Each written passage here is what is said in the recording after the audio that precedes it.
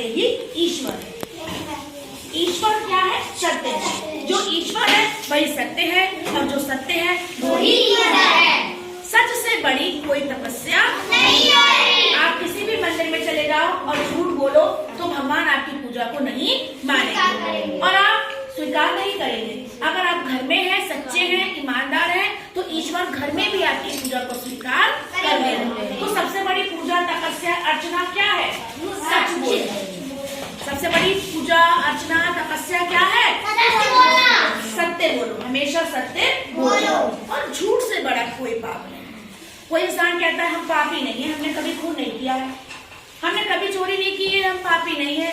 तो जैसे खून करना पाप है, चोरी करना पाप है, लेकिन उन सबसे बड़ा पाप है झूठ बोलना, जो हम दिन में 10 बार बोलते हैं ना। कभी हमने कोई गलती कर दी? हमने नहीं करी मैडम। शैतानी करी आपने? नहीं मैम, हमने नहीं करी शैतानी। तो वो झूठ हमें नहीं बोलना चाहिए, क्योंकि अगर आप एक झूठ बोलेंगे तो उस झूठ को छुपाने के लिए आपको 100 झूठ और बोलने पड़ेंगे। तो झूठ आपने एक बोला, लेकिन आपसे गलतियां कितनी हो गई? 101, क्योंकि उस एक झूठ को छुपाने के लिए आपने 100 झूठ और बोल दिए। तो सबसे बड़ा पाप कौन सा होगा? झूठ बोलना। हमें कभी झूठ बोलना नहीं चाहिए। जाके हृदय साहब कबीरदास जी कहते हैं कि ये ईश्वर जिसके हृदय में सच बसता है उसी के हृदय में कौन बसते हैं? आपका मतलब ईश्वर। ये ईश्वर जिसके हृदय में सच है आप उसी के दिल में बसते हो। आप कहीं किसी मंदिर मस्जिद में नहीं बसते हो। ना कहीं मंदिर में आप मुझे मिलोगे हमें, ना कहीं मस्जिद में मिलोगे, ना कहीं गुरुद्वारे में मिलोगे। आप तो सबके दिल में बसते हो। बस उस दिल में क्या होना चाहिए? सच होना चाहिए, क्योंकि सत्य ही ईश्वर है। वृक्ष कभू नहीं फल भके, वृक्ष कभू नहीं फल भके, वृक्ष कभू नहीं फल भके, वृक्ष कभू नहीं फल भके, नदी न संचय नीर, नदी न संचय नीर, नदी न संचय नीर, नदी न संचय नीर, परमार्थ के कारणे, परमार्थ के कारणे, परमार्थ के कारणे, परमार्थ के कारणे, साधु ने धरा शरीर, साधु ने धरा शरीर, साधु ने धरा शरीर, साधु ने धरा शरीर। कबीरदास जी कहते हैं कि सबसे बड़ा धर्म है परोपकार। कभी आपने पेड़ों को अपना फल खाते हुए देखा है? नहीं देखा है ना। पेड़ पे कितने फल लदे होते हैं और वो कितना बोझा अपने ऊपर उठाया रहता है, लेकिन कभी उसको आपने फल खाते हुए नहीं देखा है। उस पे पेड़ फल लगते हैं किस लिए? हमारे लिए। किस लिए लगते हैं? हमारे लिए। तो वृक्ष कौन है? बहुत परोपकारी है, दूसरों की भलाई करने वाला है। नदी न संचय नीर। कभी आपने किसी नदी को अपना जल पीते हुए देखा है? नदी जो जल इकट्ठा करती है, संचय माने इकट्ठा करना, जो नदी जल इकट्ठा करती है इतना सारा, दिन रात बहती रहती, बेचारी मेहनत करती रहती है, रात दिन बहती है ना। हम तो रात को सो जाते हैं, लेकिन नदी क्या करती रहती है? रात दिन बहती रहती है। किसके लिए? उस नदी के पानी से हम बहुत सारे काम करते हैं। हमारे खेतों की सिंचाई होती है, हमारे नलों में जल आता है ना, तालाब, पोखर, पता नहीं कहाँ कहाँ नदी का पानी जाता है। तो नदी जो है वो पानी एकत्र किसके लिए करती है? हमारे लिए। नदी भी पानी देती है, हाँ, और क्या, जल हमारे लिए बहुत कीमती है। जल के बिना तो हम मर जाएंगे। जल ही जीवन है।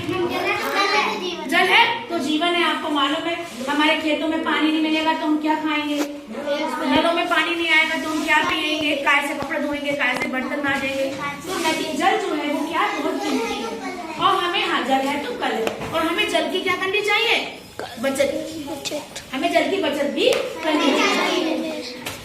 अब वो कह रहे हैं परमार्थ की कारणे साधु धरा शरीर। परमार्थ माने दूसरों के उपकार के लिए, दूसरों की भलाई के लिए। जो साधु लोग होते हैं, मतलब जो सज्जन लोग होते हैं, जो अच्छे लोग होते हैं, वो दुनिया में किस लिए आते हैं? दूसरों की सेवा करने के लिए, दूसरों की भलाई करने के लिए। तो हमें कैसा बनना चाहिए?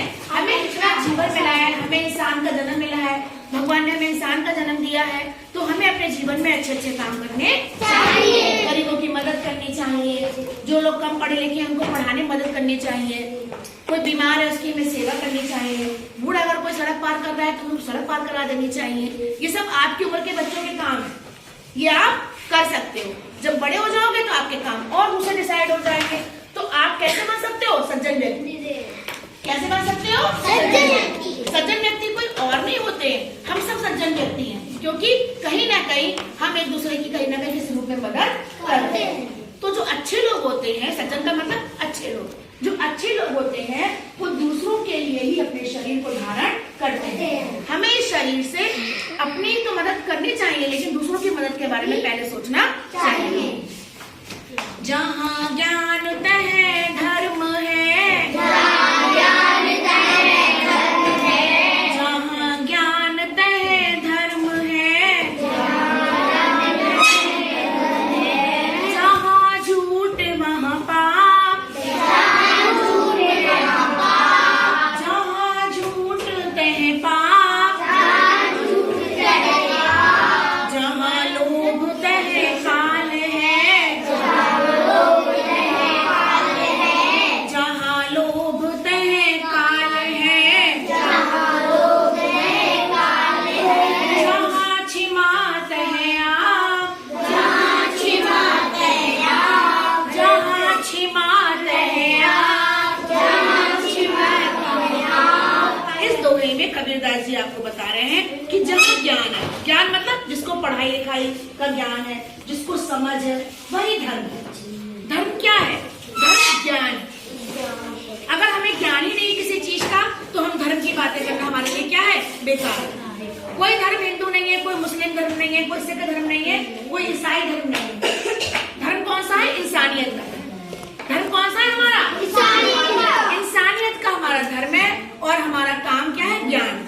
ज्ञान प्राप्त करना ही हमारा धर्म। हम इस जीवन में आए हैं, हमने जन्म लिया है, तो हमारा मेन धर्म क्या है? हमें ज्ञान प्राप्त करना चाहिए। जहाँ से भी मिले हमें ज्ञान ले लेना चाहिए। चाहे हमें छोटा कोई समझा रहा है, कोई बात अच्छी ज्ञान दे रहा है, तो हमें वो भी ले लेना चाहिए। और हमें कोई बड़ा दे रहा है ज्ञान, अच्छी बातें बता रहा है, तो हमें वहाँ से भी ज्ञान ले लेना चाहिए। तो जहाँ ज्ञान है वहीं पर धर्म है, जहाँ झूठ है वहीं पाप है। और सबसे बड़ा तो पता ही आपको पाप कौन सा है? झूठ। झूठ से बड़ा तो कोई पाप नहीं है। जहाँ लोभ तह काल, लोभ माने लालच, जहाँ लालच है वहाँ मौत है। काल मीन्स मौत, काल माने मृत्यु। क्योंकि अगर आपके मन में लालच आ गया तो आप धीरे धीरे मृत्यु की ओर बढ़ चले। भाई आपके पापों को थोड़ा जितनी जल्दी मत भरे ना, उतनी जल्दी हमारी मौत होगी। तो हमें अपने मन में कभी भी लालच नहीं करना चाहिए। ईश्वर ने हमें जितना दिया है हमें उसी में संतोष करना चाहिए। जहाँ क्षमा है आप, कबीरदास जी कहते हैं क्षमा माने माफी। और जो लोग माफ कर देते हैं उनमें ईश्वर बसता है। वहाँ आपका मतलब है वहाँ आप है। गलतियां करना तो हमारा स्वभाव है। इंसान का स्वभाव क्या है? गलतियां करना। कुछ गलतियां हम जाने में करते हैं, कुछ हमसे अनजाने में हो जाती हैं। लेकिन जो व्यक्ति क्षमा कर देते हैं गलतियों को, वो लोग भगवान के समान होते हैं, ईश्वर के समान होते हैं। हमें गलती नहीं करनी चाहिए। और अगर धोखे से हमसे गलती हो गई है तो हमें क्षमा भी आराम से मांग लेनी चाहिए।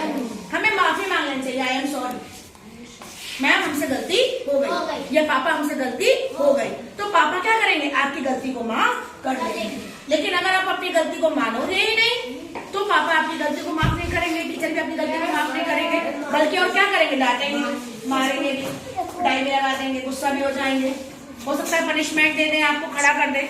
तो हमें कभी भी जो है वो गलती नहीं करनी चाहिए। और अगर धोखे से हमसे गलती हो जाती है तो हमें उससे माफी मांग लेनी चाहिए। और जो लोग माफ कर देते हैं उसे ईश्वर के समान माना जाता है। और अगर कोई हमसे माफी मांग रहा है तो हमें उसे माफ भी कर देना चाहिए। ये नहीं कि हम उससे भी गुस्सा बैठे। अगर वो हमसे माफी मांग रहा है तो उसका मतलब क्या? वो उसे अपनी गलती समझ में आ गई। और जब उसे अपनी गलती समझ में आ गई तो अगली बार वो गलती नहीं करेगा। तो हम उसे क्या करें? माफ कर। हमने उसे माफ कर दिया तो हम किसके समान हो गए? ईश्वर के समान। क्योंकि ईश्वर हमारी गलतियों को माफ करता रहता है बेचारा। हम कितनी गलतियां करते हैं? अनजाने में हम चींटियां मार देते हैं, चल रहे सड़क पे हम, हमारे पैरों पर चींटियां आ गई, ये भी क्या हुई, गलती तो हुई, और ईश्वर उस गलती को क्या कर देगा, माफ कर देगा। तो जो माफ कर देता है वो ईश्वर के समान